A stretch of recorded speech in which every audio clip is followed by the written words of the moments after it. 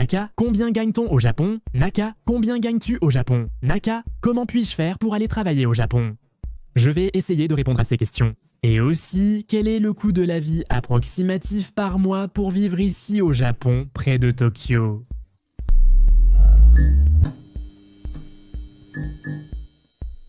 Tout d'abord, les salaires sont assez élevés, mais allons à l'essentiel. Le Japon occupe la 3e place mondiale en termes de produits intérieurs bruts derrière les États-Unis et la Chine. Comment je peux faire pour aller travailler au Japon? On me le demande souvent. Comment trouver du travail au Japon, notamment en tant qu'électricien? Malheureusement, je ne peux pas aider. Je ne travaille pas dans le recrutement ni dans l'aide à la recherche d'emploi, c'est un domaine très complexe. Pour pouvoir travailler au Japon, tout d'abord, vous avez besoin d'un visa de résidence, de travail. Des gens comme moi ou beaucoup d'autres. Nous avons un visa grâce à nos parents japonais. Pour ma part, ayant un passeport japonais, le visa n'est pas nécessaire. L'un des visas les plus faciles, disons, pour les gens d'Argentine et de nombreux pays d'Amérique latine ou d'Espagne, c'est d'avoir le Working Holiday Visa, qui est un visa pour les jeunes de 18 à 30 ans. Vous pouvez même aller à l'ambassade et vous pouvez dire « Je veux aller au Japon pour un Working Holiday ». Eh bien, quels sont les prérequis? L'exigence primordiale et la plus compliquée, surtout pour l'Argentine, est de détenir des économies en dollars. Vous devez avoir 4 000 $ d'économies, qui peuvent inclure l'argent pour acheter un billet aller-retour pour le Japon. Et avec cela, l'ambassade vous donne un séjour d'1 an au Japon et vous pouvez choisir par exemple de travailler ou de prendre des vacances pendant 1 an. En tant que touriste au Japon, le séjour est limité à 3 mois maximum. Avec le Working Holiday, vous pouvez venir et chercher du travail. L'ambassade ne s'occupe pas de vous trouver un travail. Il vous donne seulement la permission d'y rester 1 an. Maintenant, si on a un diplôme en quelque chose, c'est très compliqué. Au Japon, ils parlent japonais, pas anglais ni espagnol, bien que l'anglais soit parfois utilisé. C'est-à-dire, il faut trouver un travail très spécifique où il est nécessaire quelqu'un qui parle anglais. Si vous parlez couramment ou nativement l'anglais, vous pouvez trouver un travail. Il y a un site qui s'appelle Craigslist, je vous le laisse ici, où vous pouvez trouver toutes sortes d'emplois nécessitant une main-d'œuvre qualifiée ou non qualifiée. On y trouve des emplois bizarres, d'après ce qu'on m'a dit, mais le fait est qu'une fois que vous êtes ici, vous pouvez trouver un emploi. Maintenant, si vous avez obtenu un diplôme dans un domaine, si vous avez étudié quelque chose, c'est déjà difficile parce que vous devez savoir ce que vous avez étudié pour le Japon. Mais pour un médecin au Japon, communiquer avec les patients est impossible sans parler japonais. Comment faites-vous? Maintenant, le travail que vous pourriez éventuellement avoir, en connaissant bien l'anglais, c'est peut-être en tant que programmeur ou dans l'informatique. Il y a beaucoup de demandes d'emploi et il n'y a pas tant de Japonais qui connaissent le sujet, donc en tant que programmeur et ces choses, vous pourriez finir par trouver quelque chose. Un secteur où il y a beaucoup de possibilités pour les étrangers non qualifiés est d'être professeur d'anglais. Le point est que vous n'avez pas besoin de connaître l'anglais parfaitement. Qu'est-ce qui compte dans ce cas? Eh bien, oui, dans les écoles privées, en fait dans les écoles publiques, vous avez absolument besoin d'un diplôme d'enseignant d'anglais. Sinon, ils ne vous acceptent pas, car ils suivent déjà d'autres protocoles. Mais dans les écoles privées, comme c'est un peu plus libre, il y a beaucoup, par exemple, de parents qui envoient leurs enfants dans des écoles privées, ou ce sont des parents qui ont peut-être voyagé à l'étranger et qui veulent que leurs enfants aient des contacts avec des étrangers, pour avoir une éducation plus ouverte, avec une mentalité un peu plus ouverte. Parce que c'est ce que beaucoup de Japonais qui connaissent des étrangers ont, leur mentalité s'ouvre et ils disent avoir des contacts avec des étrangers. C'est quelque chose de bon, c'est quelque chose de positif et je veux que mon fils l'ait aussi. Dans les écoles privées, il est plus facile d'y trouver un emploi car ils ne demandent pas nécessairement de diplôme. Maintenant, combien gagne-t-on? Allons, du moins au plus, de ceux qui gagnent le moins à ceux qui gagnent le plus. Pour les emplois non qualifiés, par exemple, travailler dans un combini ou à la caisse d'un supermarché, où là ils te payent à l'heure.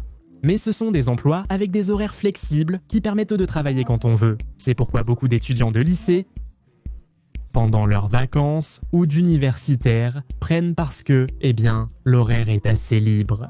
Mais aussi, les serveurs de bar peuvent gagner, je ne sais pas, 500 $ par mois s'ils travaillent peu d'heures par semaine. Mais disons, si on le prend comme un travail fixe, on peut gagner entre 1500 à 2500 $. Cela dépend beaucoup de la charge de travail.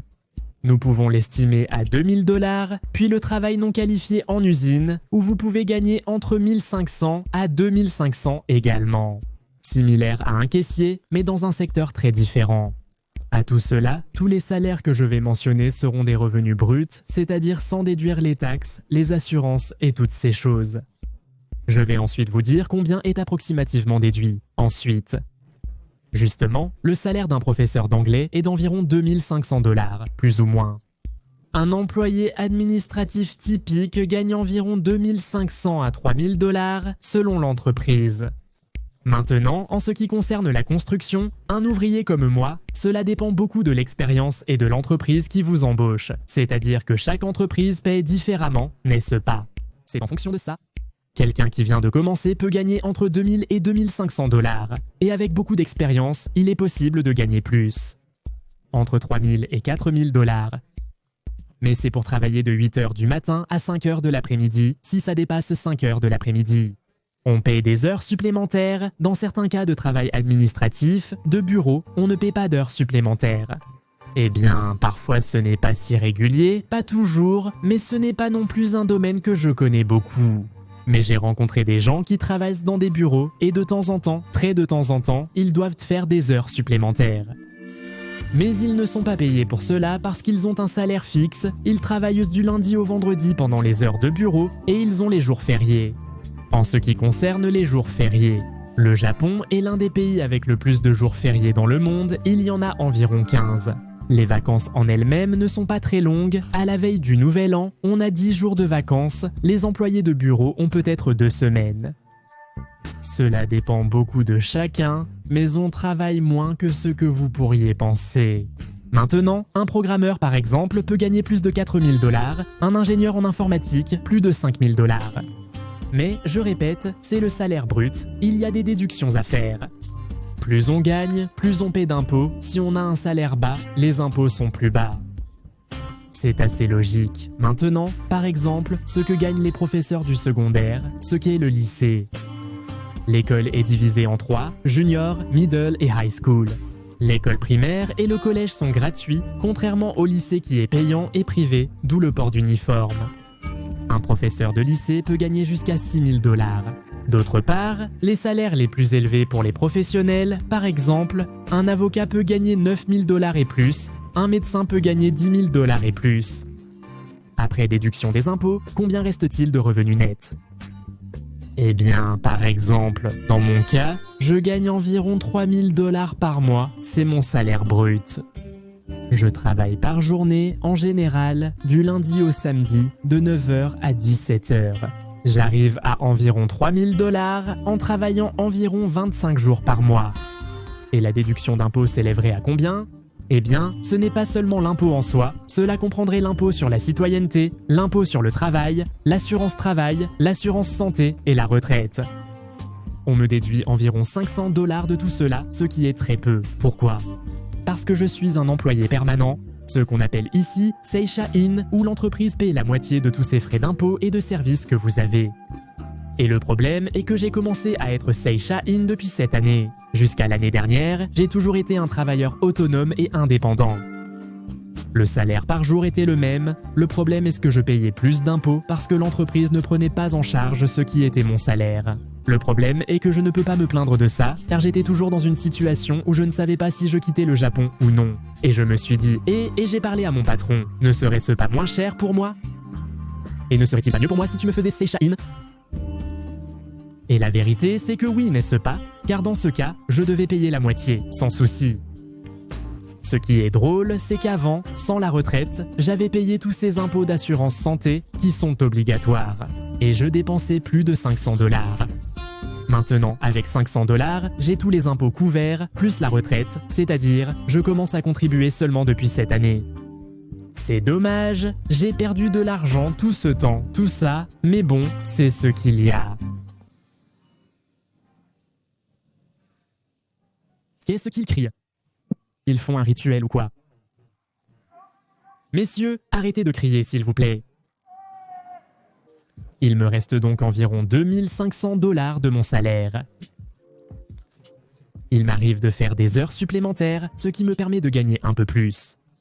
Il y a des jours où le travail s'arrête brusquement, ce qui réduit mes revenus. C'est vraiment frustrant. Allez, mon ami, tais-toi. Qu'est-ce qu'ils font? Mais pour vous donner une idée, par exemple, quand je n'étais pas Seisha-in, quand je n'étais pas un employé permanent, on me payait le salaire, c'était « tu as travaillé tant de jours, eh bien prends, c'est ton argent, paye tes impôts, et là tu dois t'en occuper toi-même ». Par exemple, l'assurance santé, qui est obligatoire entre Laure et moi. C'est-à-dire, tout était à mon nom, et ce que nous payions était environ 300 $ par mois uniquement pour l'assurance santé. En plus de cela, il y avait les autres taxes et nous ne payions pas de retraite. Maintenant, avec 500, nous avons l'assurance santé, la retraite et les taxes à jour. Maintenant, un côté très négatif, c'est que les femmes gagnent moins que les hommes.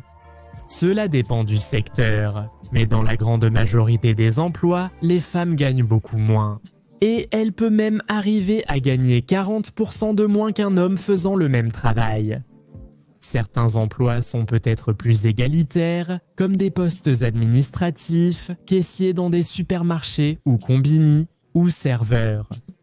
Elles peuvent arriver à gagner le même salaire, mais dans une usine par exemple, les femmes gagnent beaucoup moins, surtout si c'est une femme célibataire qui travaille dans une usine et doit payer un loyer. Elle est dans une situation difficile car elle aura du mal à toujours avoir suffisamment d'argent. Cela dépend beaucoup de l'endroit où elle vit et du coût du loyer, mais la situation est très compliquée. Maintenant, de combien sont les dépenses? Quels sont approximativement les frais mensuels d'une personne? Pour l'électricité, le montant à payer est d'environ 100 $ selon votre utilisation de la climatisation. Oh, il ne m'a pas écouté, il est en train de se tuer. Ah, et une autre chose, travailler à Tokyo ou dans les environs ou loin de Tokyo.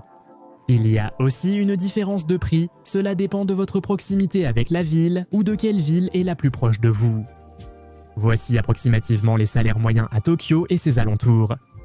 Personnellement, en été, lorsque j'utilise beaucoup la climatisation, je peux dépenser environ 150 $ par mois. Ensuite, en hiver, disons, cela peut être entre 70 et 80 $. Ça dépend. Pour l'eau et l'électricité, environ 50 $ par mois.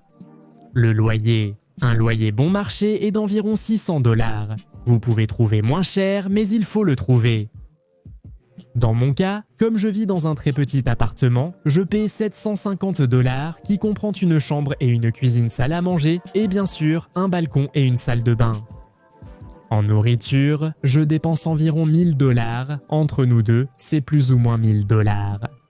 Parfois certains mois plus, d'autres moins. Cela dépend à quelle fréquence tu manges à l'extérieur, cela dépend si tu te fais plaisir avec la nourriture. Si tu es très économe et que tu es seul, tu peux arriver à dépenser 500 $, tu peux peut-être y arriver, même si tu te nourris très mal avec ce budget.